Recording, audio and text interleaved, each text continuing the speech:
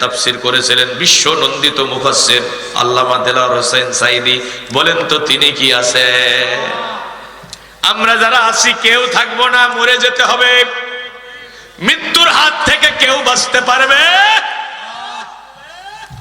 একদিন তোমারি নাম মসজিদে হবে এলান, একদিন তোমারি নাম মসজিদে হবে এলান।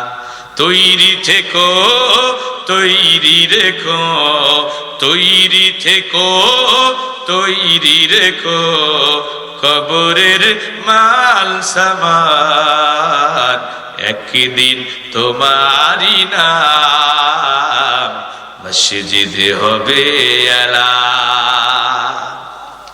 একদিন তোমাকে পরিয়ে কাফন, সঙ্গী সজন করবে দাফন। বড়কারী হলো উবাই ইবনে কাব।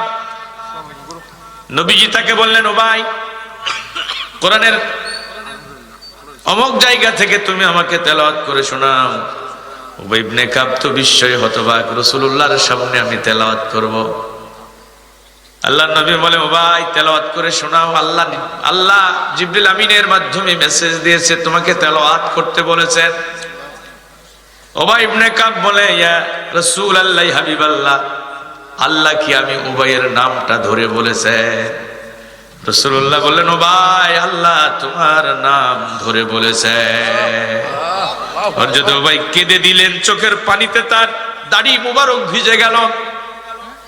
তিনি অশ্রুসিক্ত নয়নে বললেন, আমি কত সৌভাগ্যবান, আমি উবাইয়ের জীবনটা ধন্য হয়ে গেছে, কারণ আমার রবের মুখে আমি উবাইয়ের নাম উচ্চারিত হয়েছে। উবাই ইবনে কাব বলছে, ইয়া রাসূলুল্লাহ, আমি আপনার উপরে কতটুকুন সময় দরুদ পড়ব? নবীজি বললেন, ভাই যত বেশি পারো, যত বেশি পারো তত বেশি দরুদ পড়বে, কারণ আমি রাসূলের উপরে স্বয়ং আল্লাহ পাক রব্বুল আমিন নিজে দরুদ পড়ে। আল্লাহ পাক কোন ইবাদত করেন না, সমস্ত মাখলুক তার ইবাদত করে, কিন্তু আল্লাহ পাক রব্বুল আমিন একটা কাজ করেন, সেটা হলো রাসূলুল্লাহর উপরে তিনি সালাত পাঠ করেন। সুবহানাল্লাহ। ফেরেশতারাও সালাত পাঠ করে। এজন্য ভাই যত বেশি তুমি পারো আমি রাসূলের উপরে দরুদ পাঠ করবে। উবাই বলে, ইয়া রাসূলুল্লাহ, হাবিবাল্লাহ, ফরজ ইবাদতের পরে আমি আমার সময়টাকে 3 ভাগ করব, আমি 1 ভাগ সময় শুধু আপনার উপরে দরুদ পড়ব। নবীজি বললেন, না উবাই না, যদি পারো আরো বেশি পড়ো। সুবহানাল্লাহ। উবাই বলে, তাহলে 2 ভাগ সময় পড়ব। রাসূলুল্লাহ বলেন, উবাই যদি পারো আরো বেশি পড়ো। উবাই ইবনে কাব বলে, ইয়া রাসূলুল্লাহ, হাবিবাল্লাহ, তাহলে আমি চূড়ান্ত সিদ্ধান্ত নিলাম, ফরজ ইবাদতের পরে বাকি যতটুকুন সময় আমি পাবো পুরো সময়টা আমি আপনার উপরে দরুদ পড়ব। তাহলে কত বেশি সময় তিনি দরুদ পড়েছেন। আমরা তো সারা দিনে একবারও পড়ি না। মা বোনের একটা আমল, মাহফিল শুধু শুনলে হবে না, এই কান দিয়ে শুনবেন, এই কান দিয়ে বের করে দেবেন, এইভাবে মাহফিল শুনে কোনো লাভ হবে না। আমরা আজকে একটা আমলের সিদ্ধান্ত নেব, যতদিন বেশি থাকবো রাসূলুল্লাহর প্রতি বেশি বেশি দরুদ পাঠ করব ইনশাআল্লাহ। বলবেন লাভটা কি হবে? নবীজি বলেছেন, কেউ যদি আমি রাসূলের উপরে দুনিয়ার জমিনে বেশি বেশি দরুদ পাঠ করে, আমি এবং আমার উপরে দরুদ পড়া ওই উম্মত হাসরের ময়দানে একেবারে পাশাপাশি থাকব। আরো জোরে বলুন সুবহানাল্লাহ। ভাইরা আমার, আসলে রাত অনেক হয়ে গেছে, আমি লম্বা সময় কথা বলা পছন্দ করি না। তারপরও যেহেতু আসছি, আর আমার ভাই আমাকে অত্যন্ত এত ভালোবাসা, এত আন্তরিকতা, আসলে আমি কাছে থেকে না দেখলে বুঝতাম না। আলহামদুলিল্লাহ, আমি বিমুগ্ধ হয়েছি। আমি কলিজা ভরে দোয়া করবো আমার ভাইয়ের জন্য। ভাইরা আমার, আমি যেহেতু আসছি কষ্ট করে, কিছু হক আদায় করে কিছু কথা বলবো।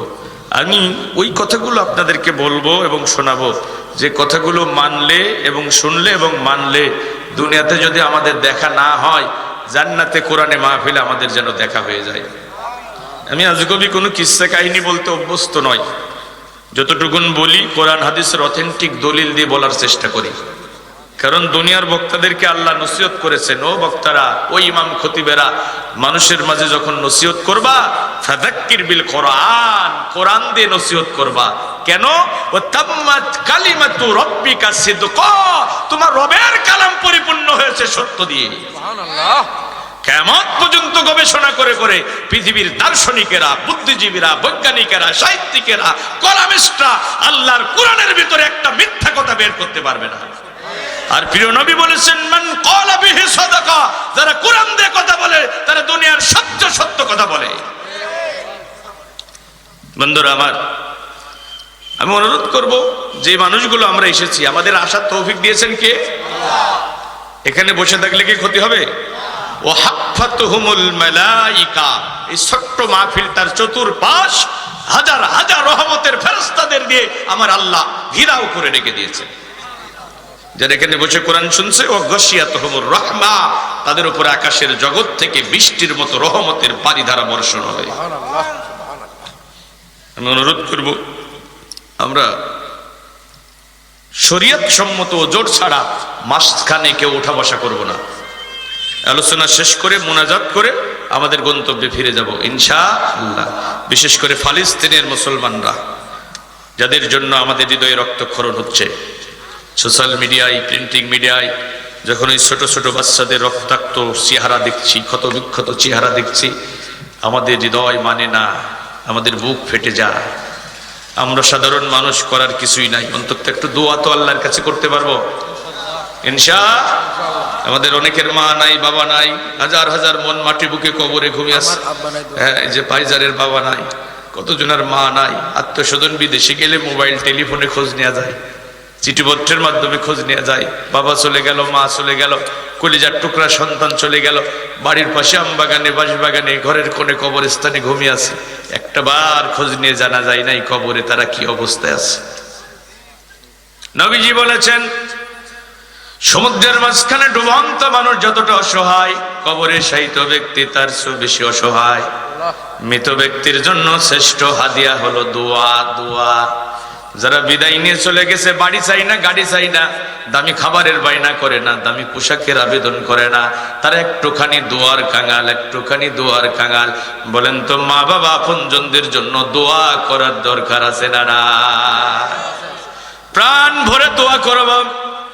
রাত গভীর হবে, দুনিয়ার অফিস আদালতের দরজা বন্ধ হয়ে যাবে, একজনের রহমতের দরজা খোলা হবে। বলেন তো তার নাম কি? কেউ যেটা দেয় না সেটা দেয় কে? কেউ যেটা বোঝে না সেটা বোঝে কে? কেউ যেটা শোনে না সেটা শোনে কে? এমন আল্লাহ আকাশের নিচে জমিনের উপরে আর একটাও পাওয়া যাবে? আল্লাহকে বলবো, আল্লাহ আজকে আমাদের মা বাবাকে মাফ করে দেয়া লাগবে, আমাদের জীবনের গুনাহ মাফ করে দেয়া লাগবে। এখন আল্লাহ যদি আমাদের মাফ করে দেয়, বলেন তো আল্লাহর কি কোনো ক্ষতি হয়ে যাবে? আবার আল্লাহ যদি এই ছোট্ট মাহফিলটা ধরে প্যাকেট করে জাহান্নামের ভিতরে ফেলে দেয়, আল্লাহর কি কোনো লাভ হবে? লাভও হবে না, ক্ষতিও হবে না। বরং আমার আল্লাহ বলেন, উদউনি আস্তাজিব লাকুম। কে আছো গোলাম, কে আছো? আমাকে ডাকো, আমাকে ডাকো, আমাকে ডাকলে আমি আল্লাহ তোমাদের ডাকে সাড়া দিয়া দেব। ওয়াদা কার? তাহলে শেষ মোনাজাত করে আমরা বাড়ি যাব ইনশাআল্লাহ। আল্লাহ আমাদের সবাইকে কবুল করুন। বন্ধুরা আমার, এখানে আমরা যারা আছি, একটু একটু ঠান্ডা মাথায় কথাগুলো বলবো, আপনারা একটু ধীর মস্তিষ্কে শুনবেন। আপনারা সফল হতে চান কিনা? একটু জোরে বলেন তো, সফল হতে চান কিনা? সবাই আমরা সফল হতে চাই। যারা পুলিশের চাকরি করে তারা সফল পুলিশ হতে চায়, যারা শিক্ষকতা করে তারা সফল শিক্ষক হতে চায়, যারা ব্যবসা বাণিজ্য করে তারা সফল ব্যবসায়ী হতে চায়, যারা কৃষিকাজ করে তারা সফল কৃষক হতে চায়। দুনিয়াতে কেউ ব্যর্থ হতে চায় না। এখন আসলে প্রকৃত সফল কারা, তাদের পরিচয় একটু জানার দরকার আছে না? না, আজকের আলোচনার সাবজেক্ট হলো প্রকৃত সফল কারা। সবাই যেহেতু সফল হতে চাই, আমরা মনে করি যার বাড়ি আছে, গাড়ি আছে, অনেক ক্ষমতা আছে, অর্থ আভিজাত্য আছে, অনেক টাকা পয়সা আছে, সেই হয়তো সফল। এই যে 4-5 বছর আগে যশোর, মনিরামপুর, রাজগঞ্জ এলাকায় একটা মাহফিলে গেলাম। মসজিদের ভিতরে আমি বসে আছি, আল্লাহর এক বান্দার সাথে আমাকে পরিচয় করিয়ে দেওয়া হচ্ছে। লোকেরা বললেন ইনি হলেন আমাদের এলাকার সফল পিতা। সফল পিতা। আমি বললাম কেমনা সফল? কই ওনার 3টা ছেলে, একটারে ডাক্তার বানাইছে, একটারে ইঞ্জিনিয়ার বানাইছে, আর একটারে ব্যারিস্টার বানাইছে, উনি হলেন সফল পিতা। আমি বললাম দুনিয়ার দৃষ্টিতে, দুনিয়াবি দৃষ্টিতে উনি সফল হতে পারেন, কিন্তু আজ থেকে 1400 বছর আগে কোরআন নাজিল করে আল্লাহ জানিয়ে দিয়েছেন প্রকৃত সফল কারা। কোরআনুল কারীমে আল্লাহ বলছেন কুল্লু নাফসিন যায়িকাতুল মাউত, প্রত্যেকটা প্রাণীকে মরে যেতে হবে। ওই ডাক্তারের বাবা একদিন মারা যাবে, ওই ইঞ্জিনিয়ারের বাবা একদিন মারা যাবে, ওই ব্যারিস্টারের বাবা একদিন মারা যাবে, ওই ডাক্তার মারা যাবে, ইঞ্জিনিয়ার মারা যাবে, ব্যারিস্টারও মারা যাবে, কোটিপতিও মারা যাবে, দুনিয়াতে চিরস্থায়ী ভাবে থাকতে পারবে না। আমার ভাইরা একটু বিবেকের কাছে প্রশ্ন করেন, আজ থেকে 200 বছর আগে এই গ্রামে, এই জনপদে যারা বসবাস করত একজনও কি আছে? 200 বছর আগে যারা ছিল একজনও নাই। আজকে এখানে যারা আমরা বসে আছি, আমার কারি মহিবুল্লাহ ভাই থেকে শুরু করে আমার সামনে যারা বসে আছে, 200 বছর পরে আমাদের একজনকেও পাওয়া যাবে না। সবাইকে মরে যেতে হবে, মৃত্যুর হাত থেকে কেউ বাঁচতে পারবে না। স্বাধীনতা সংগ্রামের অবিসংবাদিত নেতা ছিলেন বঙ্গবন্ধু শেখ মুজিবুর রহমান। আমার ভাইরা বলেন তো উনি কি আছেন? জনপ্রিয় প্রেসিডেন্ট ছিলেন জিয়াউর রহমান, তিনি কি আছেন? দীর্ঘ 9 বছর দাপটের সাথে রাষ্ট্র পরিচালনা করেছেন উত্তরবঙ্গের গণমানুষের নেতা হুসাইন মোহাম্মদ এরশাদ, তিনি কি আছেন? দীর্ঘ 50টা বছর সারা দুনিয়ায় কোরআন। একদিন তোমাকে পরিয়ে কাফন, সঙ্গী স্বজন করবে দাফন, হঠাৎ চলে যাবে আদরের ধন, প্রিয় মা বাবার ভাসিয়ে নয়ন। তৈরি থেকো, তৈরি রেখো, তৈরি থেকো, তৈরি রেখো, সুন্নতি আমলিমান, একদিন তোমারই নাম মসজিদে হবে আলা। সবাই তো মরে যাবে, কেউ বাঁচতে পারবে? قل إن الموت الذي تفرون منه فإنه ملاقيكم أينما تكونوا يدرككم الموت ولو كنتم في بروج مشيدة। মৃত্যু থেকে পালাও তুমি, মৃত্যু তোমায় লইবে ঘিরি। যদিও সুদূর আকাশ পানে লুকাও সেটাই লাগিয়ে সিঁড়ি, এ মহানগরে নাই চিকিৎসা, নাই সে ওষুধ জগতে, খুঁজিয়া কাতর হইলে কি হবে, পারিবে না তারে রুখিতে। ওই যে পাকিস্তানের সাবেক প্রধানমন্ত্রী ছিল, নাম ছিল লিয়াকত আলী খান, লোকটা জাতে ছিল পাঠান, সবসময় বন্দুকধারী বডিগার্ড নিয়ে চলাফেরা করত। জনসভায় উনি বক্তৃতা করছেন, হঠাৎ আততায়ীর গুলিতে তিনি নিহত হলেন। ও সাতক্ষীরার আল্লাহর বান্দারা বলতো, এখানে যদি গুলি হয়, বোম্বিং হয়, পরিবেশ কি স্বাভাবিক থাকবে?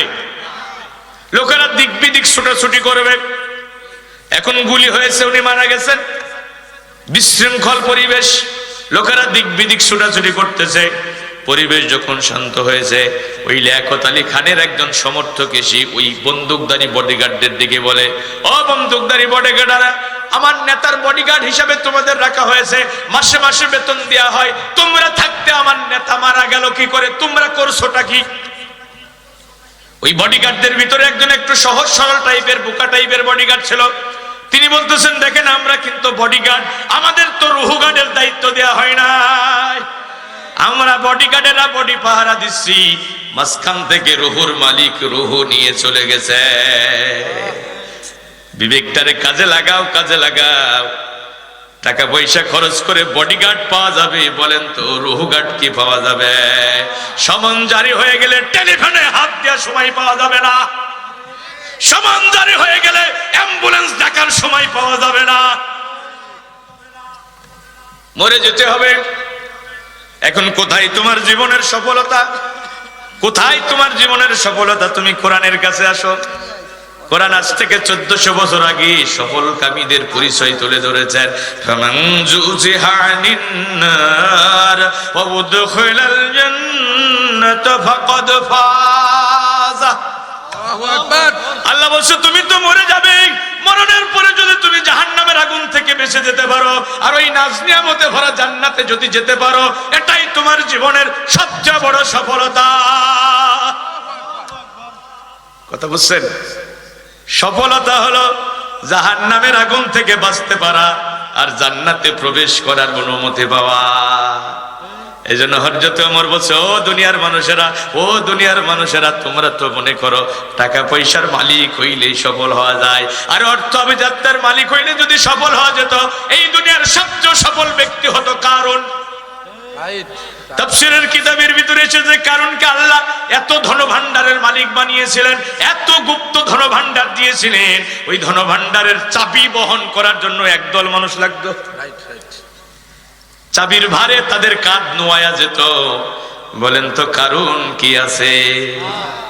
কারণও নাই, কারণের সম্পদও নাই, সব মাটির নিচে চলে গেছে। হযরত ওমর বলে, ও দুনিয়ার মানুষেরা, ক্ষমতা পাইলে যদি সফল হওয়া যেত, এই দুনিয়ার সবচেয়ে সফল ব্যক্তি হতো নমরুদ, ফেরাউন। তাম দুনিয়ার রাষ্ট্র পরিচালনার সুযোগ আল্লাহ 4 জনকে দিয়েছেন। কয়জন? তারা সারা পৃথিবীর বাদশাহী আল্লাহ 4 জনকে দিয়েছিলেন, তার ভিতরে একজন হলো নমরুদ। বলেন তো নমরুদ সফল না ব্যর্থ? মরার সময় ঠ্যাং ভাঙা মশার কামড় আর জুতার বাড়ি খেয়ে মরেছে নমরুদ। পৃথিবীতে 800 কোটি মানুষ আছে, কোন মা বাবা তার সন্তানের নাম কিন্তু নমরুদ রাখে না, কারণ তারা ব্যর্থ, কারণ তারা ব্যর্থ। কিন্তু হযরতে বেলালের ঘর নাই, বাড়ি নাই, গায়ে জামা নাই, পেটে ভাত নাই, পায়ে জুতা নাই, মাথা গোজার ঠাইটুকু নাই বেলালের। কিতদাস বেলাল, কিতদাস। বাবা ছিল গোলাম, গোলামের ছেলে বেলাল গোলাম। মাথা গোজার ঠাইটুকু নাই, মসজিদে নববীর বারান্দায় ঘুমাই বেলাল। এত গরিব বেলাল, এত গরিব, বিশ্ব নবীর জীবদ্দশায় বিয়েটা পর্যন্ত করতে পারে না। বলেন তো বেলাল সফল নাকি ব্যর্থ? বেলাল সফল, বেলাল সফল। নবীজি বলেন, আমি মেরাজে গেলাম, জিবরিল আমিন আমাকে জান্নাতুল ফিরদাউস ঘুরাইয়া ঘুরাইয়া দেখাইতেছিল। আমি যখন জান্নাতুল ফিরদাউসের ভিতরে ঘুরতেছিলাম, আমি কিতদাস বেলালের পায়ের খড়মের আওয়াজ শুনতে পেলাম। ফিরে এসে বললাম, বেলাল, ও বেলাল, কি এমন আমল করো, কি এমন আমল করো, আমি জান্নাতুল ফিরদাউসের ভিতরে তোমার পায়ের খড়মের আওয়াজ শুনেছি। হযরত বেলাল বলে, ইয়া রাসূলুল্লাহ, হাবিবাল্লাহ, আমার জীবনে তো তেমন কোনো আলাদা আমল নাই, আমি গরিব মানুষ। সফল তারা, জান্নাতে যাবে তারা, জান্নাতে যাবে যারা, সফল হবে তারা। লা ইস্তাউই আসহাবুন নারি ওয়া আসহাবুল জান্নাহ। আল্লাহু আকবার। তুমি কি জানো না, তুমি কি জানো না, জান্নাতি আর জাহান্নামী কখনো সমান হবে না। এই যে আমার ভাইজান তেলাওয়াত করতেছিলেন, আর আমি নবীর ভিতর থেকে বিমুগ্ধ চিত্তে শুনতেছিলাম। জান্নাতি জাহান্নামী কখনো সমান হতে পারে? আসহাবুল জান্নাতি হুমুল ফাইজুন, নিশ্চয় জান্নাতে যাবে যারা, সফল হবে তারা। সুবহানাল্লাহ। বেলাল সফল কেমন দেখেন? হযরত ওমর মদিনার প্রেসিডেন্ট, রাসূলুল্লাহর ওফাতের পরে বেলাল আর মদিনায় থাকে নাই। বেলাল কয়, যে শহরে আমার রাসূল নাই ওখানে বেলাল থাকবে না। আযানও তো দিত না। রাসূলুল্লাহর বিরহ ব্যথা বেলাল সহ্য করতে পারলেন না, তিনি চলে গেলেন, সিরিয়ায় হিজরত করে চলে গেলেন। তবে মাঝে মাঝে বেলাল মদিনায় আসতেন, রাসূলুল্লাহ রওজার পাশে দাঁড়ায়া আল্লাহর রাসূলকে প্রাণ ভরে সালাম দিতেন। সুবহানাল্লাহ। হযরত ওমর যখন মদিনার প্রেসিডেন্ট, বেলাল একদিন মদিনায় আসলেন, ওমরের দরবারে ঢুকলেন। অর্ধ পৃথিবীর প্রেসিডেন্ট হযরত ওমর দুনিয়া থেকে কতবার জান্নাতের সুসংবাদ পেয়েছে। সুবহানাল্লাহ। ওমর যে রাস্তা দিয়ে হেঁটে যায়, ওই রাস্তায় শয়তান হাঁটে না। নবীজি বলেছেন, লাউ কানা নাবিয়্যাম মিন বাদি লাকানা ওমর। আমার পরে যদি পৃথিবীর মঞ্চে কেউ বিশ্ব নবী হতো, তাহলে আল্লাহ সেই সম্মান ওমরকে দিয়া দিত। ওই ওমরের দরবারে কৃতদাস বেলাল ঢুকেছে। বেলালকে দেখার সাথে সাথে অর্ধ দুনিয়ার প্রেসিডেন্ট, মুসলমানদের খলিফা, জান্নাতি সাহাবী হযরত বেলাল বসা থেকে দাঁড়িয়ে গেলে, আর তিনি বললেন, আতানা সাইয়্যিদনা বেলাল, আতানা সাইয়্যিদনা বেলাল, আমাদের নেতা বেলাল এসেছে। অর্ধ দুনিয়ার নেতা হলো ওমর, অর্ধ দুনিয়ার প্রেসিডেন্ট হলো ওমর, আর ওমরের নেতা হলো কৃতদাস বেলাল। বেলাল সফল, বেলাল সফল, কারণ বেলাল জান্নাতি। তুমি টাকা পয়সার মধ্যে সফলতা খুঁজছো, তুমি বাড়ি গাড়ির মধ্যে সফলতা খুঁজছো, তুমি অর্থ আভিজাত্যের মধ্যে, ক্ষমতার মধ্যে সফলতা খুঁজছো। আমি তোমার বিবেকের কাছে প্রশ্ন ছুড়ে দিলাম, গুলশানে বাড়ি, বনানীতে বাড়ি, অট্টালিকা বিল্ডিং এ এসি রুমে ঘুমাই, মার্সিডিজ গাড়িতে করে ঘুরে বেড়াই, এমন শিল্পপতি চৌধুরী আছে না নাই?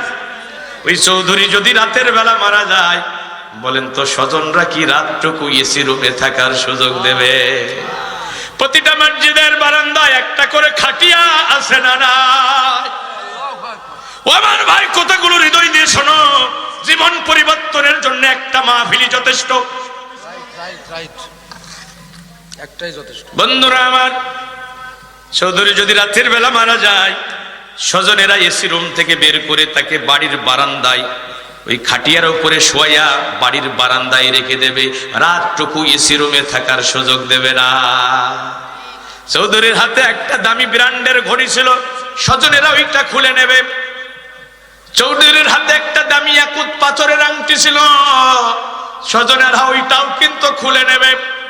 চৌধুরী একটা দামি ব্র্যান্ডের চশমা ব্যবহার করত, ওইটাও স্বজনেরা খুলে নেবে। গায়ে একটা দামি কোট ছিল, ওইটাও স্বজনেরা খুলবে। একটা একটা করে খুলতে খুলতে তার ল্যাংটা বানায়া দেবে। মায়ের পেট থেকে এসেছিল যেমন, ঠিক চলে যাবে তেমন, সাদা কাফন ছাড়া সাথে কিছুই নিয়ে যাবে না। ও আমার মায়েরা, আমার বোনেরা, একই অবস্থা হবে তোমাদের। মরার সাথে সাথে হাতের বালা, নাকের দুল, কানের ফুল খুলে নেওয়া হবে, গায়ের জামাটা খুলবে, পণ্যের বস্ত্রটা খুলবে, সাদা কাফন ছাড়া সাথে কিছুই যাবে না।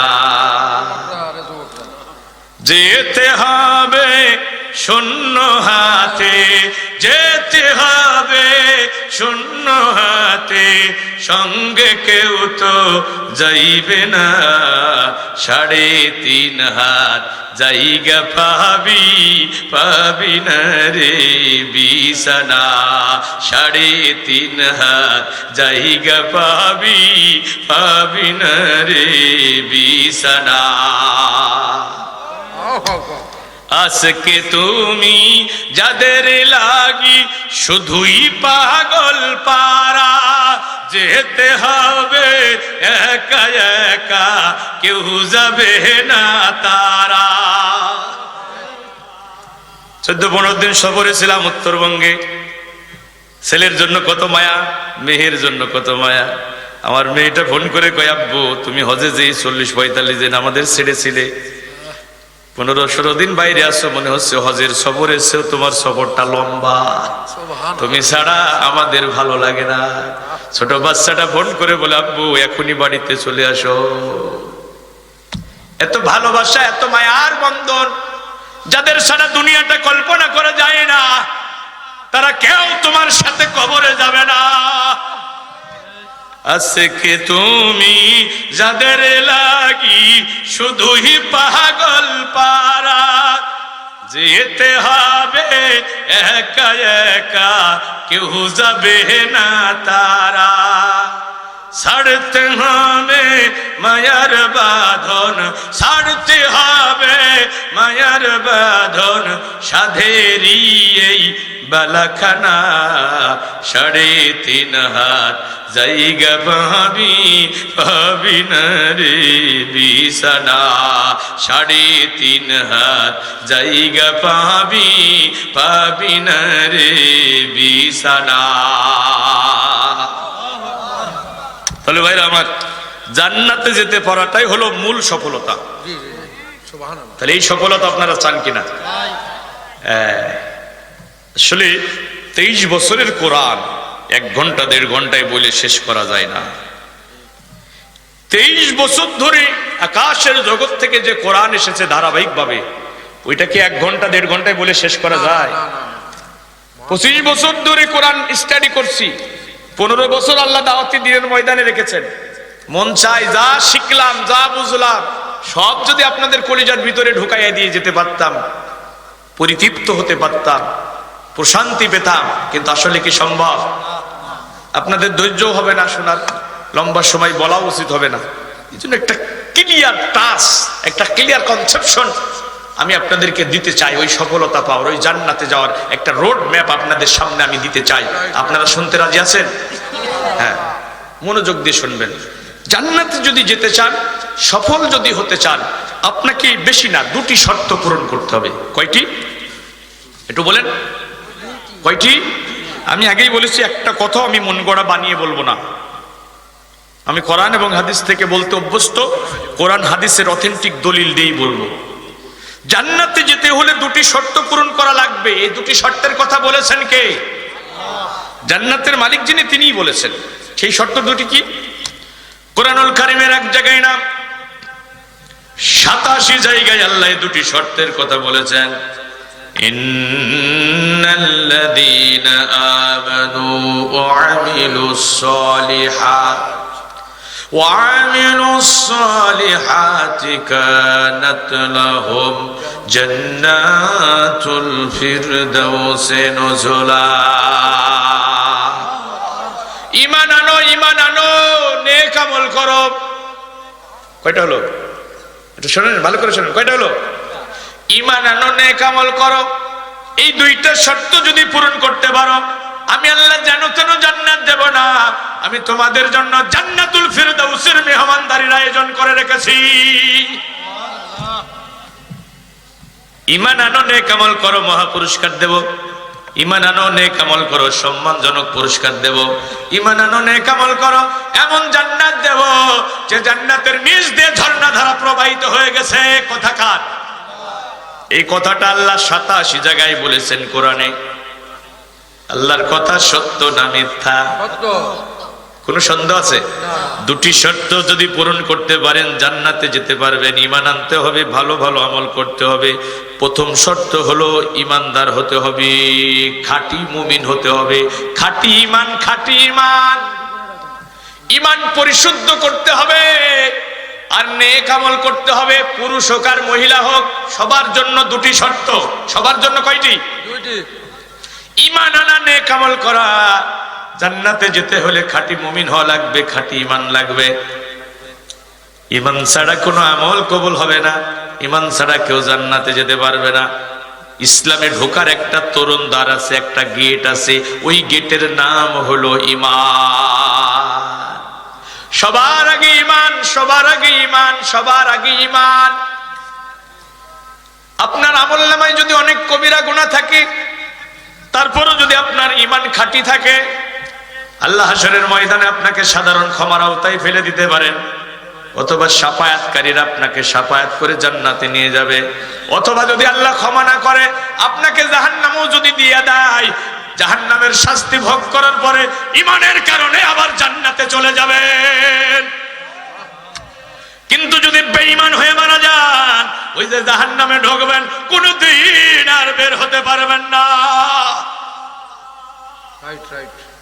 বন্ধুরা আমার, কোন বেঈমান যে জান্নাতে যেতে পারবে না, এর পিছনে দলিল আছে না নাই?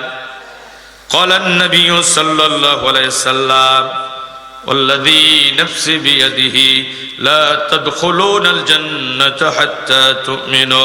নবী মুহাম্মদ সাল্লাল্লাহু আলাইহি সাল্লাম বলছেন, একজনও জান্নাতে যেতে পারবে না, একজনও জান্নাতে যেতে পারবে না যতক্ষণ না তারা ঈমানের দাবিতে বিশ্বাসী হবে। ওই আল্লাহর নামে কসম করে আমি মুহাম্মদ বলতেছি, একজনও জান্নাতে যেতে পারবে না ঈমানদার ছাড়া। আমার ভাইরা, বেঈমানদের কোন আমলনামা আল্লাহ মিজানের পাল্লায় পরিমাপ করবেন না, ওজনই দেবেন না। তাদের দুনিয়া পরিমাণ আমল যদি থাকে আর ঈমান যদি পরিশুদ্ধ না হয়, তাদের আমল নামা আল্লাহ মিজানের পাল্লায় পরিমাপ করবেন না। আল্লাহ বলছেন কুল হাল নুনাব্বিউকুম বিল আকসারিনা আমালা। ও নবী মুহাম্মদ সাল্লাল্লাহু আলাইহি সাল্লাম, আমি কি আপনাকে বলবো কারা আমল করার পরও ক্ষতিগ্রস্ত হবে? অনেক আমল করেছে কিন্তু ক্ষতিগ্রস্ত হবে। ফালা নুকাইমু লাহুম ইয়াউমাল কিয়ামাতি ওয়াজনা। আল্লাহ তাদের আমলনামা মিজানের পাল্লায় ওজন দেবেন না, পরিমাপ করবেন না। ওয়াকাদিমনা ইলা মা আমিলু মিন আমালিন ফাজআলনাহু হাবাআম মানসুরা। আল্লাহ তাদের নেক আমলগুলো পথের ধুলা বানায়া বাতাসে মিশিয়ে দেবেন। তারা কারা? তারা কারা? তাদের পরিচয় একটু জানার দরকার আছে না নাই?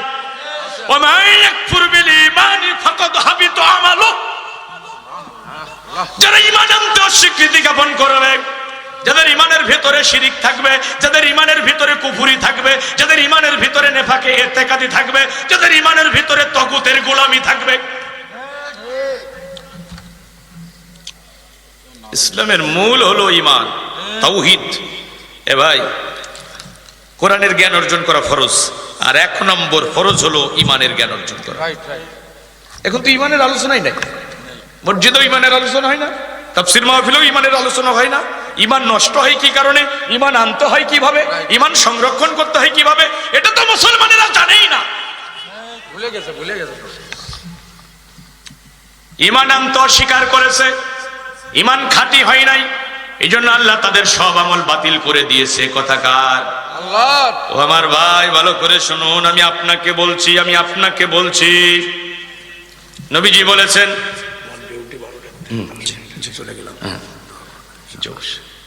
নবীজি বলেছেন, ইয়াতি আলান নাসি জামানুন ইয়াজতামিউনা ফিল মাসাজিদ লাইসা ফীহিম মুমিন। তোমাদের মাঝে অচিরেই এমন একটা জামানা আসবে, লোকেরা মসজিদে সমবেত হবে নামাজের জন্য, সেখানে একজনও ইমানদার খুঁজে পাওয়া যাবে না। ইয়াসতামিউনা ফিল মাসাজিদ, মসজিদে লোকেরা নামাজে সমবেত হবে, লাইসা ফীহিম মুমিনুন, সেখানে একজনও ইমানদার পাওয়া যাবে না। ইসবিহু রাজুলু ফিহা মুমিনান ওয়া ইউমশি কাফিরান ওয়া ইউমশি মুমিনান ওয়া ইসবিহু কাফিরান। লোকেরা সকালে মুমিন থাকবে, সন্ধ্যায় কাফের হয়ে যাবে, সন্ধ্যায় মুমিন থাকবে, সকালে কাফের হয়ে যাবে। এবার নবীজি কি বলছেন শুনেন, আস-সাবিরু মিনহুম আলা দীনিহি কাল কাবিদি আলাল জামার। হাতের উপর আগুনের কুণ্ডুলি রাখা যতটা কঠিন হবে, ঈমানের উপরে দাঁড়িয়ে থাকা তার চেয়ে বেশি কঠিন হবে। আপনারা ওয়াজ বুঝতেছেন? কত দামি কথা বলছে। আমি আল্লাহর নবী বলছেন, লোকেরা দুনিয়া অর্জন করতে গিয়ে তাদের ঈমান বিক্রি করে দেবে। কত ইমাম সাহেব দুনিয়ার সফলতা অর্জন করতে গিয়ে ঈমান হারায়া ফেলেছে। কত হাজী সাহেব ঈমান বিক্রি করেছে দুনিয়ার কাছে। কত নামাজির ঈমান বিক্রি হয়ে গেছে দুনিয়ার স্বার্থের কাছে, মোহের কাছে। কথা বলেন না কেন? বন্ধুরা আমার, ভালো করে শুনুন, সকালে মুমিন সন্ধ্যায় কাফের, সন্ধ্যায় মুমিন সকালে কাফের। হাতের উপরে আগুনের কুণ্ডলে রাখা যত কঠিন, ঈমানের উপরে দাঁড়িয়ে থাকা তার চেয়ে বেশি কঠিন। ওই জামানাটা এসেই গেছে নাকি আসবে? সাতক্ষীরার মুসলমানরা যদি না বোঝে, তাহলে সারা দেশের মানুষ আর কিভাবে বুঝবে? একটু সময় দেন আমারে, আমি জায়গা মতো যাচ্ছি ভাইরা। তবে কাউকে আঘাত দেওয়ার জন্য বলবো না। এই ছোট্ট মাহফিলে যেভাবে আমরা বসেছি পাশাপাশি, আল্লাহর জান্নাতের বিশাল কোরআনের মাহফিলে আমরা এভাবে বসতে চাই। আমি ইন্টেনশনালি কাউকে আঘাত দেওয়ার জন্য কথা বলি না। আমি চাই যে আমরা যেভাবে আজকে জান্নাতের বাগানে বসেছি, এভাবে যেন আল্লাহর জান্নাতে যেতে পারি। এই জন্য ঈমান পরিশুদ্ধ করা লাগবে। কার কথা? ও আমার ভাইরা, ভালো করে শুনেন, ঈমান ছাড়া কেউ জান্নাতে যেতে পারবে? হাশরের ময়দানে ইব্রাহিম আলাইহিস সালামের সাথে তার বাবা আজরের দেখা হয়ে যাবে। কে ইব্রাহিম আলাইহিস সালাম? তিনি মুসলিম জাতির পিতা, তিনি আল্লাহর খলিল। সুবহানাল্লাহ। আচ্ছা বলেন তো, আল্লাহর খলিল, আল্লাহর বন্ধু কি এমনি এমনি হওয়া যায়? ইব্রাহিম আলাইহিস সালাম বলছে, আল্লাহ আমি তোমার বন্ধু হতে চাই। আল্লাহ বলল, ইব্রাহিম এমনি এমনি বন্ধু হওয়া যাবে না, পরীক্ষা দেয়া লাগবে, পরীক্ষা দেয়া লাগবে। তাফসীরের কিতাবের ভিতরে এসেছে 1 নয় 2 নয় 90টা 99টা পরীক্ষায় পাশ করার পরে ইব্রাহিম আলাইহিস সালামকে আল্লাহ বন্ধু হিসেবে গ্রহণ করেছে। ওই পরীক্ষার ভিতরে জ্বলন্ত অগ্নিকুণ্ডলের ভিতরে নিক্ষেপ হতে হয়েছে। ওই পরীক্ষার ভিতরে ইব্রাহিম আলাইহিস সালামকে কলিজার টুকরা সন্তানের গলায় ছুরি চালানো লেগেছে।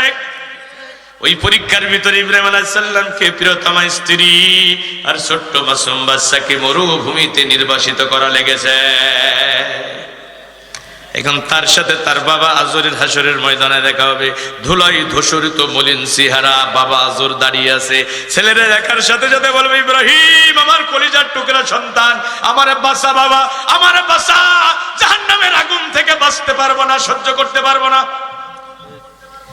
ইব্রাহিম আলাইহিস সালাম বলবেন, বাবা কতবার ঈমান আনার জন্য বলেছি, তুমি তো আমার কথাই সাড়া দাও, এখন তুমি বাঁচতে চাচ্ছ। দেখেন দুনিয়ার বুকে ইব্রাহিম আলাইহিস সালামের সাথে তার বাবার কি কথা হয়েছিল সেটা কোরআনের ভিতরে আছে না? না, শেষ কথা কি ছিল আমি সময় স্বল্প বলে একটুখানি বলছি। ইব্রাহিম আলাইহিস সালামের বাবা আজর ছেলেকে বলছে দুনিয়াতে শেষ কথা, লা ইল্লাম তানতাহি লা আরজুমান্নাকা ওয়াহজুরনি মালিয়া। হে ইব্রাহিম, জ্ঞানের বন্ধ করবি, আমার সামনে থেকে দূর হয়ে যা, তা না হলে পাথর মেরে মেরে ফেলবো, পাথর নিক্ষেপ করে তোরে হত্যা করব। এখন হাসরের ময়দানে আজব ধরা পড়েছে, বলছে ইব্রাহিম আমারে বাঁচা। ছেলে বলে তো কথা, বাবার প্রতি মায়া আছে না নাই? হতে পারে কাফের মুশরিক, তারপরও তো বাবা। ইব্রাহিম আলাইহিস সালামের অন্তরে দয়ার সঞ্চার হলো। আল্লাহকে ডাক দে, বলে আল্লাহ তুমি তো আমার সাথে ওয়াদা করেছিলে হাসরের ময়দানে আমাকে লাঞ্ছিত করবে না। তা আমার বাবা যখন আসামির কাঠগড়া, এর চেয়ে বড় লাঞ্ছনা আমার জন্য আর কি হতে পারে? আল্লাহ বলবেন, ইব্রাহিম খবরদার তোমার বাবার ব্যাপারে আমার কাছে আবেদন করবে না, কারণ ইন্নী হারামতুল জান্নাতা আলাল কাফিরিন, আমি আল্লাহ দুনিয়ার সব কাফেরদের জন্য আমার জান্নাত হারাম করে দিয়েছি। একজন কাফেরও জান্নাতে যেতে পারবে? আরে কথা বলেন না কেন? কাফেরদের জন্য জান্নাত হারাম করেছে কে? আল্লাহ বলবে, ইব্রাহিম একটু নিচে তাকাও। ইব্রাহিম আলাইহিস সালাম নিচের দিকে তাকাবেন, তার বাবাকে 4 ভাই জানোয়ারে পরিণত করা হবে, গলায় শিকল বেঁধে এমন জোরে টান দেবে জাহান্নামের অতুল গহ্বরে ফেলে দেবে। ইব্রাহিম আলাইহিস সালাম বাবার জন্য দুহাটাও করতে পারবে না। নিষেধ করেছেন কে? আর জোরে বলেন, নিষেধ করেছেন কে? কোরআন খুলে দেখুন, কোরআন খুলে দেখুন, মা কানা লিন নবিয়্যি ওয়াল্লাযীনা আমানু আইয়াস্তাগফিরু লিল মুশরিকিন। আল্লাহু আকবার। নবী এবং মুমিনদের উচিত হবে না মুশরিকদের জন্য দোয়া করা, ওয়ালাউ কানু উলি কুরবা, যদিও তারা তাদের নিকট আত্মীয় হয়। কে বলছেন? আল্লাহ। পয়গম্বর বাবার জন্য দোয়া করতে পারবেন না। তাহলে ঈমানের দাম বেশি না কম? সৎখেরার মুসলমানেরা সিংহ শাবকের ন্যায় গর্জন দিয়ে বলতে হবে, ঈমানের দাম বেশি না কম? ঈমানের গুরুত্ব যারা বুঝেছে, যুগে যুগে দুনিয়ার ইমানদারেরা ঈমানের জন্য ঘর ছেড়েছে, বাড়ি ছেড়েছে, মাতৃভূমি থেকে বিতাড়িত হয়েছে, মিথ্যা মামলায় জেলখানার অন্ধ প্রকোষ্ঠে বছরের পর বছর বন্দী কারারুদ্ধ মানবতার জীবন যাপন করেছে। যুগে যুগে ইমানদারের ঈমানের জন্য মেশিন গানের বুলেটের সামনে মাথা উঁচু করে দাঁড়িয়ে বুকের তপ্ত লৌহ ঢেলে দিয়ে শাহাদাতের নজরানা পেশ করেছে। যুগে যুগে ইমানদারেরা ঈমানের জন্য ফাঁসির মঞ্চে দাঁড়িয়ে হাসতে হাসতে জীবনের জয়গান গেছে। দুনিয়ার একজন মর্দে মুমিন ব্রহ্মাণ্ডবাদী শক্তির তল্পিবাহকদের কাছে তাদের ঈমান বিক্রি করে নাই, ভবিষ্যতেও করবে না।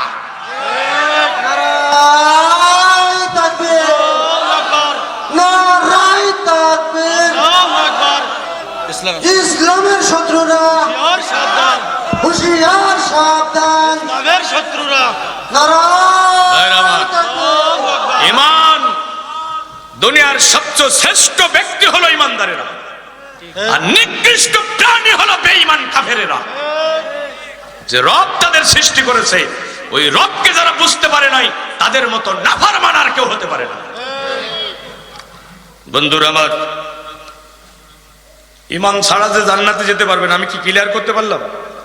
আরো অনেক কোরআনের আয়াত আছে, লম্বা আলোচনা, এত রাতে এগুলো বলা সম্ভব না। আমি এখানেই শেষ করছি, এবার আসল জায়গায় যাচ্ছি। ইমান আনতে হবে কিভাবে? ইমানদার হতে হলে ভালো করে শোনেন, একটা সংক্ষিপ্ত একটা ধারণা আপনাদেরকে দিই। ইমানদারের সামনে গোটা কোরআন পেশ করা হবে। এদিকে দেখান, বিসমিল্লাহর বা থেকে সূরা নাসের সিন পর্যন্ত যা আছে সব আপনার সামনে পেশ করা হবে। আপনি যদি ইমানদার হন, এখানে শুধু আপনার একটাই বক্তব্য হবে। কয়টা? আরে মা বোনেরাও শোনেন, আপনারাও শোনেন। কয়টা বক্তব্য হবে? সেটা কি? সামি'না ওয়া আতা'না, শুনলাম এবং মেনে নিলাম। শুনলাম এবং কে কথা ঠিক আছে কিনা? শুনলাম এবং ও আল্লাহ তুমি বলেছো, ও আল্লাহ তোমার রাসূল বলেছে, আমার কোনো বক্তব্য নাই, আমার কোনো ওজন নাই, আমার কোনো যুক্তি নাই, আমার কোনো তর্ক নাই, আমি শুনলাম মেনে নিলাম। এখন আপনি ইমানদারের খাতায় নাম লেখালেন, ইসলামের খাতায় এখন আপনার নাম উঠলো। এখন পুরোটা মেনে নিয়েছেন, একটা পছন্দ হয় নাই। পুরাটা মেনে নিয়েছেন, একটা পছন্দ হয় নাই।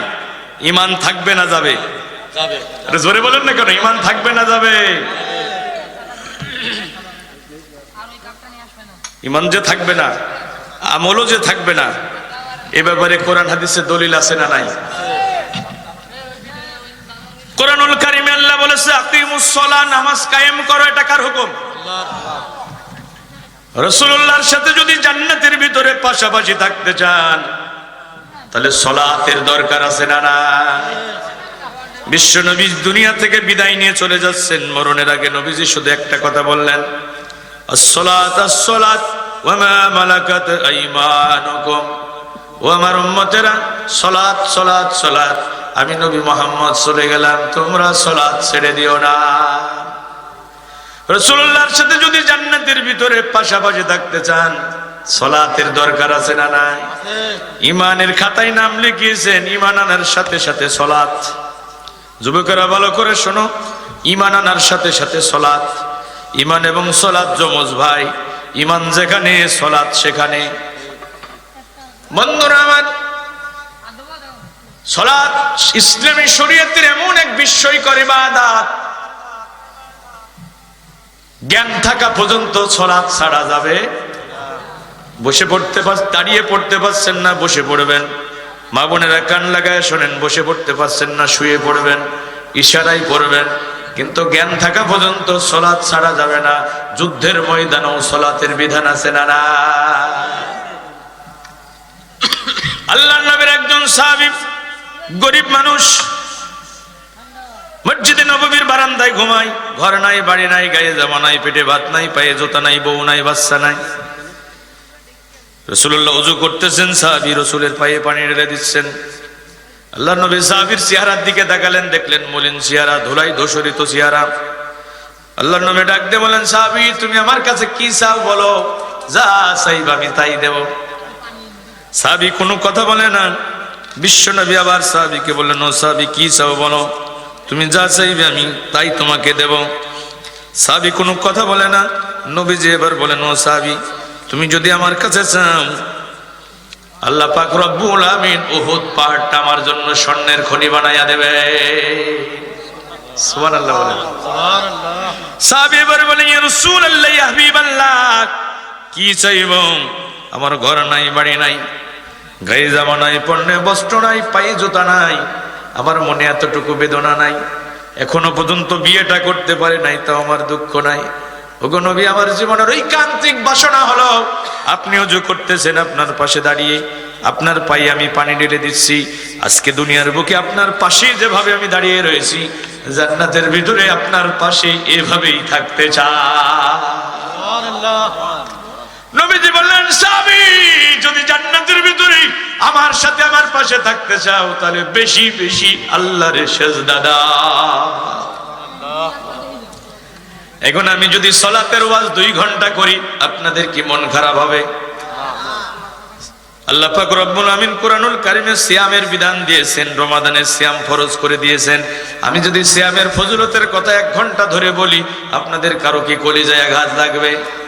আল্লাহ সকাল সন্ধ্যা জিকির করার কথা বলেছেন, আমি যদি জিকিরের ফজিলতের বয়ান করি, আপনাদের কারো কি চেহারা কালো হবে? আরে কথা বলেন না কেন? আল্লাহ হজ করতে বলেছেন, সাহেবের অধিকারীদের উপরে হজ ফরজ করেছেন। হজের ফজিলতের ওয়াজ যদি আমি করি, কারো কি মন খারাপ হবে? কিন্তু দুঃখজনক হলো সত্য কথা, 95% মুসলমানের দেশ আমার প্রিয় মাতৃভূমি বাংলাদেশ। এখানে সালাতের ওয়াজ করলে মন খারাপ হয় না, সিয়ামের ওয়াজ করলে কারো গায়ে লাগে না, জিকিরের ওয়াজ করলে কারো ব্যথা লাগে না। কিন্তু যদি মনে হয় আলা লাহুল খালকু ওয়াল আমরু, সাবধান সাবধান, সৃষ্টি যার, আইন চলবে তার। এখন আল্লাহর আইনের কথা বললে অনেক নামধারী মুসলমানের চেহারা কালো হয়ে যায়। আসল জায়গায় আসেন। সালাত মেনে নিয়েছে, সিয়াম মেনে নিয়েছে, জিকির মেনে নিয়েছে, দাড়ি টুপি জুব্বা মেনে নিয়েছে, খাওয়ার পরে মিষ্টি খাওয়ার সুন্নাত মেনে নিয়েছে, কিন্তু আল্লাহর জমিনে আল্লাহর কোরআনের আইন চলবে। ফাহকুম বাইনাহুম বিমা আনজালাল্লাহ। আল্লাহ অর্ডার করেছেন, আকাশের জগৎ থেকে যে কোরআন নাজিল করেছি, মানুষের মাঝে যখন বিচার করবা, আমার কোরআনের আইন দিয়ে করবা, ব্রিটেন আমেরিকার আইন দিয়ে করতে পারবা না। এখন আল্লাহর এই কোরআনের আইনের কথা বললে অনেক মুসলমানের চেহারা কালো হয়ে যায়, বুকের ভিতরে মোচড় দিয়ে ওঠে, কই হুজুর এতক্ষণ তো ভালো ওয়াজি করতেছিল, এখন দেখি ধর্মের নামে রাজনীতি শুরু করলো। এটা কি ধর্মের নামে রাজনীতি নাকি ইমানের মূলনীতি? ইমানের মূলনীতি। আরে কথা বলেন না কেন? এটা কি ইমানের মূলনীতি? কারণ এই কোরআনের ভিতরে আল্লাহর আইন দিয়ে বিচার করার কথা বলেছেন কে? আল্লাহ। জোরে বলেন। রাসূলুল্লাহ একদিকে মদিনার প্রেসিডেন্ট, একদিকে মসজিদে নববীর ইমাম। যে কোরআন দিয়ে নবীজি মসজিদে নববীতে সালাতে ইমামতি করেছে, একই কোরআন দিয়ে নবীজি চোরের বিচার করেছে। এখন স্বাধীনতার 50 বছর পার হয়ে গেল, একটা চোরের বিচার কি কোরআনের আইন দিয়ে হয়েছে? বরং আমরা যারা কোরআনের আইনের কথা বলছি, আমাদেরকে জানের দুশমন মনে করা হচ্ছে। ঘর ছাড়া, বাড়ি ছাড়া, কথা বলেন, কত বিপদ মুসিবত আছে না না? বন্ধুরা আমার ভালো করে শোনেন, জমিন আল্লাহর, আইন চলবে আল্লাহর, এটা শুনে যদি আপনার চেহারা কালো হয়ে যায়, চোরের হাত কাটার আইনের কথা শুনে যদি আপনার বুকের ভিতরে মোচড় দেয়, আপনি যদি রাগ করেন, সকালবেলা উঠে যদি বক্তারে নিয়ে সমালোচনা করেন, আল্লাহে রব্বি কাবা, কাবার রবের কসম করে বলছি, নাওয়াকিজুল ইসলাম, আপনি ইসলাম থেকে খারিজ হয়ে যাবেন, আপনার ঈমান নষ্ট হয়ে যাবে, আপনার মুসলমানিত্ব চলে যাবে। 40 বছর ধরে সালাত আদায় করেছেন, হজ করেছেন, জিকির করেছেন, মসজিদ মাদ্রাসা তৈরি করেছেন, যত নেক আমল করেছেন, আপনার সব নেক আমল বাতিল করে দেবেন যিনি, তিনি কে? বলবেন হুজুর দলিল কই? দলিল দেন। লাইফ মুকাম্মাল হায়া ওয়ান নিজাম, এটা একটা পূর্ণাঙ্গ জীবন ব্যবস্থা। সকালবেলা ঘুম থেকে উঠে বাথরুমে যাবেন কিভাবে, এটার বিধান যেমন ইসলামে আছে। আবার মসজিদে ঢুকবেন কিভাবে, বের হবেন কিভাবে, এটার বিধান যেমন ইসলামে আছে। অর্থনীতি চলবে কিভাবে, রাষ্ট্র চলবে কিভাবে, চোর ডাকাতের বিচার হবে কিভাবে, এটার বিধানও ইসলামে আছে। এখন পুরাটা মেনে নিল যারা, ইমানদারের খাতায় নাম লেখালো তারা। পুরাটা মেনেছে, একটা পছন্দ হয় নাই। কয়টা? জোরে বলেন। সে কাফের হয়ে যাবে, আমলও বাতিল হয়ে যাবে। বলুন একটা দলিল, আমি দলিল কোরআনের আয়াত দিয়ে দিলাম, আর একটা দলিল দিচ্ছি, ভালো করে শুনেন তো ভাই, আমার পর রাগ করছেন? আমি আল্লাহর কসম করে বলছি, এই কথাগুলো আমি সারা দেশে বলি। কেন বলি? কাউকে খুশি করার জন্য না, কাউকে দুঃখ দেওয়ার জন্য না। আমি পা দুইটা জড়িয়ে ধরে বলছি, ভাই তুমি তো কাফের হয়ে যাচ্ছ, তুমি তো জাহান্নামের দ্বার প্রান্তে দাঁড়িয়ে রয়েছো, তোমার ঈমান নষ্ট হয়ে যাচ্ছে। আর তোমার ঈমান নষ্ট হয়ে গেলে তোমার আমলও থাকবে না, তোমার ভাগ্যে জান্নাতও জুটবে না। আমরা তোমার জন্য দোয়া করলেও কোনো লাভ হবে? এ ভাই, ইবলিস নাম ছিল তার আজাজিল, সে ছিল জিনের সন্তান। মানুষ সৃষ্টির আগে আল্লাহ জিন জাতিকে সৃষ্টি করেছেন। ওই জিনেরা জমিনের ভিতরে ফিতনা ফাসাদ, মারামারি, কাটাকাটি, রক্তপাত শুরু করলো। জিবরাইল আলাইহিস সালামকে আল্লাহ বলেন, যাও জিবরাইল, জিনদেরকে পিটায়া জমিন থেকে বের করে দাও। বন্ধুরা আমার, জিবরাইল আলাইহিস সালাম ফেরেশতাদেরকে নিয়ে এসে যখন জিনদেরকে পিটাতে লাগলো, ওই আজাজিল তখন মাসুম বাচ্চা, দেখতে খুব সুন্দর ছিল, তার মা বাবা তারে ফেলে রেখে পালাইয়া গেল। বাচ্চাটা জমিনের উপরে কাঁদতেছে। জিবরাইল আলাইহিস সালামের মনে বড় মায়া হলো, বাচ্চাটাকে কোলে তুলে নিলেন। ওর মা বাবাকে ডাকে, এই তোমাদের বাচ্চা নিয়ে যাও। জিবরাইল আলাইহিস সালাম যত ডাকে ওর মা বাবা তত জোরে পালায়। চিন্তা করলো ধরতে পারলে আরো বেশি পিটানি দেবে, কি করবেন? জিবরাইল আলাইহিস সালাম বাচ্চাটারে নিয়ে আল্লাহর কাছে গিয়ে রিপোর্ট করলেন, আল্লাহ এই বাচ্চা কি করব? আল্লাহ বলল, জিবরাইল তোমার অধীনে রেখে লালিত পালিত করো। জিবরাইল আলাইহিস সালামের তত্ত্বাবধানে আজাজিল লালিত পালিত হতে লাগলো। এত বেশি ইবাদত করলো আজাজিল, এত বেশি আল্লাহর গোলামি করলো। আল্লাহর গোলামি করতে করতে সে মুআল্লিমুল মালায়েকা হয়ে গেল, ফেরেশতাদের মুআল্লিম হয়ে গেল। সুবহানাল্লাহ। তাফসীরের কিতাবের ভিতরে এসেছে, আজাজিল 6 লক্ষ বছর আল্লাহর গোলামি করেছে, 30,000 বছর বাইতুল মামুর তাওয়াফ করেছে, 14,000 বছর ফেরেশতাদের মজলিসে ওয়াজ করেছে। আমি আপনি হায়াত পেলাম কয় বছর? 60 বছর, 70 বছরের হায়াত 20-30 বছর ঘুমাইয়া কাটাইলাম। আল্লাহর গোলামি করলাম কখন? আর আজাজিল 6 লক্ষ বছর আল্লাহর গোলামি করেছে, 30,000 বছর বাইতুল মামুর তাওয়াফ করেছে, 14,000 বছর ফেরেশতাদের মজলিসে ওয়াজ করেছে। বলেন তো আল্লাহর হুকুম অস্বীকার করেছে কয়টা? আদম আলাইহিস সালামকে আল্লাহ সৃষ্টি করলেন, ফেরেশতাদের বললেন আনুগত্যের সেজদা দাও। সমস্ত ফেরেশতারা সেজদা দিল, ইবলিস আজাজিল সেজদা দিল না। আল্লাহ জিজ্ঞেস করে, আজাজিল আমি যাকে নিজ হাতে সৃষ্টি করলাম কেন তারে সেজদা দিলে না? কে তোর নিষেধ করলো আমার হুকুম অমান্য করতে? কে তোকে প্রলুব্ধ করলো? আজাজিল এবার যুক্তি পেশ করছে, কোরআনে আল্লাহ বলে দিয়েছেন, খলাকতানি মিন নার খলাকতাহু মিন তিন আনা খায়রুম মিনহু। ও আল্লাহ, তুমি আমাকে আগুন দিয়ে সৃষ্টি করেছো আর আদমকে মাটি দিয়ে সৃষ্টি করেছো। আগুন প্রজ্বলিত করলে ঊর্ধ্বগামী হয় আর মাটি আকাশের দিকে ছুড়ে দিলে নিম্নগামী হয়। সুতরাং যুক্তির কথা হলো আদম আমাকে সিজদা করবে, আমি আদমকে নয়, কারণ আমি আদমের চেয়ে শ্রেষ্ঠ। আল্লাহ চূড়ান্ত রায় দেয়া দিলেন, আল্লাহ চূড়ান্ত ফতোয়া দেয়া দিলেন, আবা ওয়াস্তাকবারা ওয়া কানা মিনাল কাফিরিন। ওই ইবলিস অস্বীকার করলো এবং অহংকার করলো, যার কারণে সে কাফের হয়ে গেল। 6 লক্ষ বছরের ইবাদত আছে না গেছে? 30,000 বছরের তাওয়াফ আছে না গেছে? 14,000 বছর যে ওয়াজ নসিহত করলো, এই নেক আমল আছে না গেছে? সব বাতিল হয়ে গেল। হুকুম অস্বীকার করেছে কয়টা?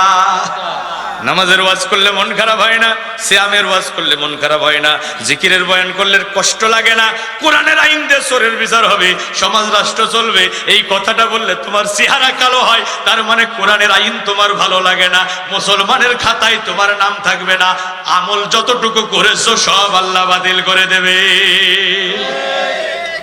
তাহলে কোরআনের আইন আমাদের দেশে চালু হোক, এটাকে আপনারা চান? আওয়াজ দিয়ে বলেন। জমিন আল্লাহর, এখানে আইন চলবে আল্লাহর, এটাকে আপনারা চান? কারা কারা চান হাত তোলে, আল্লাহকে দেখান। লিল্লাহে তাকবীর, লিল্লাহে তাকবীর। কোরআন হাদিস যেখানে, এ ভাই আপনার, আমি কার আইনের কথা বলছি? আল্লাহর সাথে কি আমাদের দুশমনী আছে? এ ভাই, আল্লাহর আইনের কথা বললে মন খারাপ করবে তো তারা আল্লাহর আইন, আল্লাহর কোরআন বিশ্বাস করে না যারা। এই কোরআন যারা ভালোবাসে না, কোরআনের আইনের কথা শুনলে তারা মন খারাপ করবে। আমি বিশ্বাস করি এখানে অনেক মানুষ আছে যারা কোরআন পড়তে পারে না, কিন্তু আল্লাহর কোরআনকে জীবনের চেয়ে বেশি ভালোবাসে।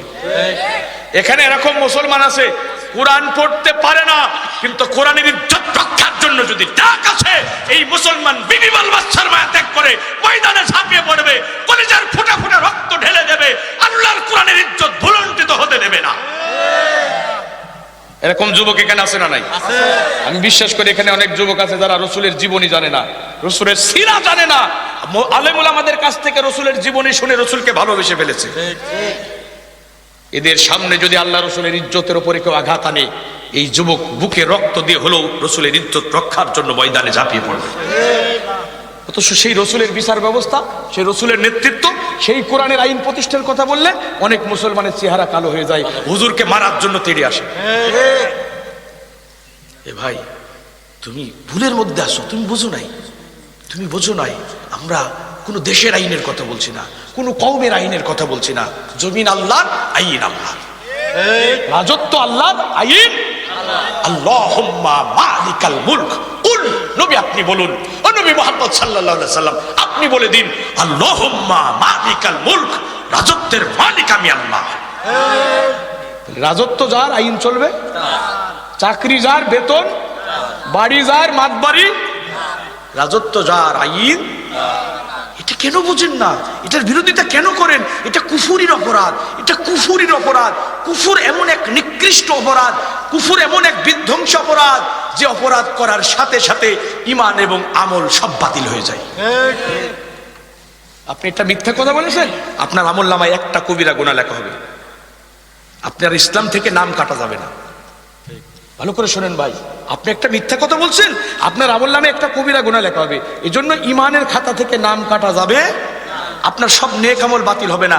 কিন্তু কুফুরির অপরাধ যদি করেন, শিরিকের অপরাধ যদি করেন, নেফাকে ইতিকাদি, এটা যদি আপনার অন্তরে লালন করেন, আপনার ঈমানও চলে যাবে, নেক আমলও চলে যাবে। এগুলো জাতির মানুষকে বুঝাতে হবে।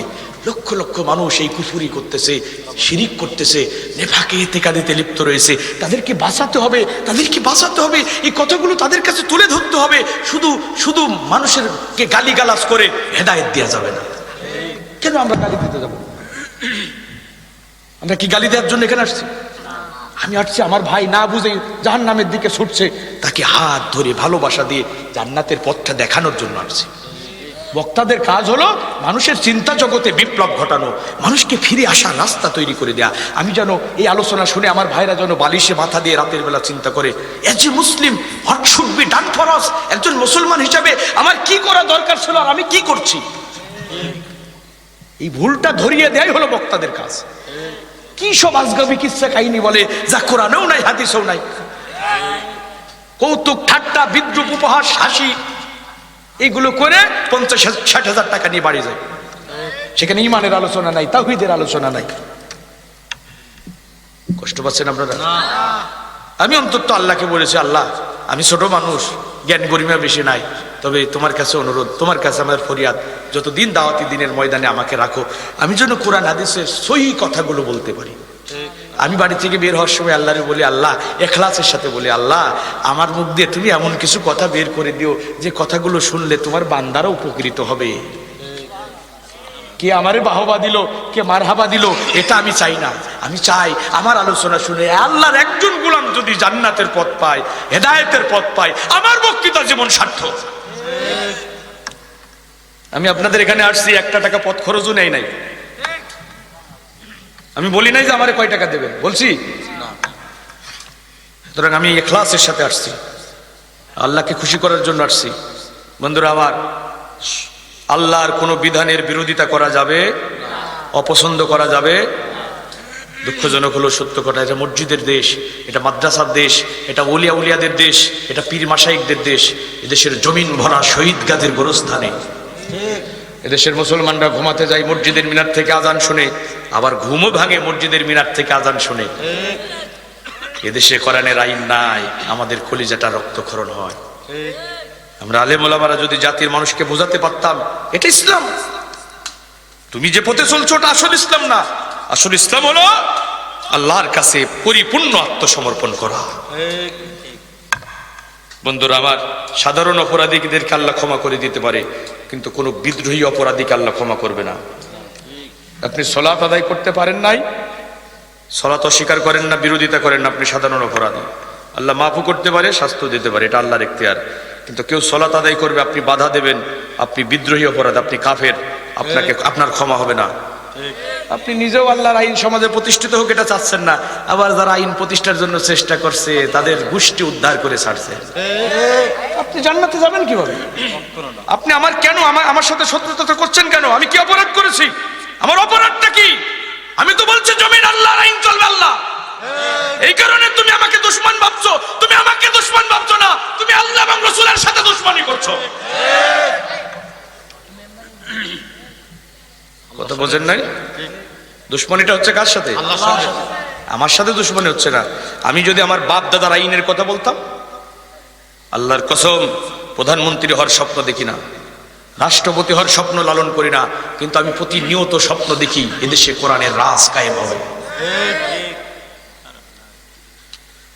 মুয়াজ্জিনের দায়িত্ব হলো আজান দেয়া। মুয়াজ্জিনের দায়িত্ব কি? আজান শুনে মসজিদ কানায় কানায় পরিপূর্ণ হয়ে গেল, বলেন তো মুয়াজ্জিন কি খুশিতে আত্মহারা হয়ে আজান বন্ধ করে দেবে? আবার আজান দিয়েছে, একজন মুসল্লি মসজিদে আসে নাই, রাগ করে কি মুয়াজ্জিন আজান বন্ধ করবে? মুসল্লি আসলেও আজান হবে, না আসলেও আজান হবে, মুয়াজ্জিনের আজান বন্ধ হবে। আমরা যারা ঈমান এনেছি আমরা সবাই তাওহীদের মুয়াজ্জিন, কোরআনের মুয়াজ্জিন। যারা ঈমানের খাতায় নাম লেখাইছে তারা সবাই কোরআনের মুয়াজ্জিন, তাওহীদের মুয়াজ্জিন। আমি যতদিন বেঁচে থাকবো আল্লাহর জমিনে আল্লাহর দ্বীন কায়েমের জন্য মানুষকে আহ্বান করব, ডেকে যাব, আমি স্লোগান দেব, আমি সংগ্রাম করব, আমি আন্দোলন করব, আমি স্বপ্ন লালন করব। জমিন আল্লাহর, এখানে আইন চলবে আল্লাহর, এ ব্যাপারে আমি মানুষকে সচেতন করব, দাওয়াত দেব, আহ্বান করব। কে আমার ডাক শুনে আসলো, কে আসলো না, কে বিরোধিতা করলো, কে শত্রুতা করলো, কে দূরে গেল, কে কাছে থাকলো, এটা দেখার সময় আমার নাই। সারা দুনিয়ার মানুষ আল্লাহর কোরআনকে প্রত্যাখ্যান করবে, সারা দুনিয়ার মানুষ আল্লাহর কোরআনের বিরোধিতা করবে। আমি ওই সাতক্ষীরার রাজপথে একাই মাথা উঁচু করে দাঁড়িয়ে আমি ঘোষণা দেব, আমি মুসলমান, আমি ঈমানদার, আল্লাহর আইন ছাড়া কারো আইন মানি না। আল্লাহ দিন একদিন বিজয়ী হবে, হবেই হবে, কারণ দিন কার? আল্লাহর দিন পরাজিত থাকবে না, আল্লাহর দিন আল্লাহ বিজয়ী করবেই করবে। আমি যদি আল্লাহর দিনের জন্য কাজ করি তাও আল্লাহ দিন বিজয়ী হবে, আমি যদি বিরোধিতা করি তাও বিজয়ী হবে। কথা বলেন? কেউ আল্লাহর দিনের বিজয় ঠেকাতে পারবে না, বরং মাঝখান থেকে যারা বিরোধিতা করবে তাদের কপালে আগুন লাগবে। আজকাল পরশু হোক আসবে রে বিজয়, একদিন আসবে রে বিজয়। আজকাল পরশু হোক আসবে রে বিজয়, একদিন আসবে রে বিজয়। কালেমার সঙ্গীন হাতে নিয়ে বাধার সাগর পাড়ি দিয়ে, কালেমার সঙ্গীন হাতে নিয়ে বাধার প্রাচীর মাড়ি দিয়ে, বাতিলের দুর্গ জালিমের প্রাসাদ, বাতিলের দুর্গ জালিমের প্রাসাদ করব করব করব ক্ষয়াত। কাল পরশু হোক আসবে রে বিজয়, একদিন আসবে রে বিজয়। আমাদের এই পথ চলা থামবে না তো কোনো দিন, এভাবে একদিন উঠবে বেজে আমাদের বিজয়ের বিন। আমাদের এই পথ চলা থামবে না তো কোনো দিন, এভাবে একদিন উঠবে বেজে আমাদের বিজয়ের বিন। যতই বাধা আসুক না কখনো পিছু হটব না, যতই বাধা আসুক না কখনো পিছু হটব না। আমরা মুজাহিদ কুতুবয়াত, কাল পরশু হোক আসবে রে বিজয়, একদিন আসবে রে বিজয়। লিল্লাহে তাকবীর। দিনের বিজয় হোক, এটাকে আপনারা চান? একটু আল্লাহরে দেখাই দেন তো শেষবারের মতো, দেখাই দেন, দেখাই দেন। আল্লাহ, ও আল্লাহ, তুমি তোমার হাতগুলো, এই তোমার এই গোলামদের হাতগুলো তোমার ইমানদার বান্দাদের মিছিলে কবুল করে নাও। তোমার সিদ্দিক সুহাদা, নবী সিদ্দিক সুহাদা শহীদদের মিছিলে কবুল করে নাও। আরো জোরে বলেন আমিন। আল্লাহ, এই হাতগুলো, ও আল্লাহ, এই হাতগুলো তুমি তোমার নিয়ামত প্রাপ্ত বান্দাদের কাতারে কবুল করে নাও। এ ভাই, রাত অনেক হয়ে গেছে, আমি আর কথা বাড়াতে চাচ্ছি না। এখন হাত উঠাবো কার কাছে? দুনিয়ার অফিস আদালতের দরজা বন্ধ না খোলা? বন্ধ বন্ধ বন্ধ, এখন বন্ধ। একজনের রহমতের দরজা খোলা, বলেন তো তার নাম কি? কেউ যেটা দেয় না সেটা দেয় আল্লাহ। আল্লাহর কাছে মন খুলে আমরা আমাদের বেদনার কথাগুলো বলবো ইনশাআল্লাহ। আমাদের কলিজার সব আবেদনগুলো কার কাছে পেশ করব? আল্লাহর কাছে পেশ করব। তিনি আমাদেরকে ফিরিয়ে দেবেন না, এই আশা আছে।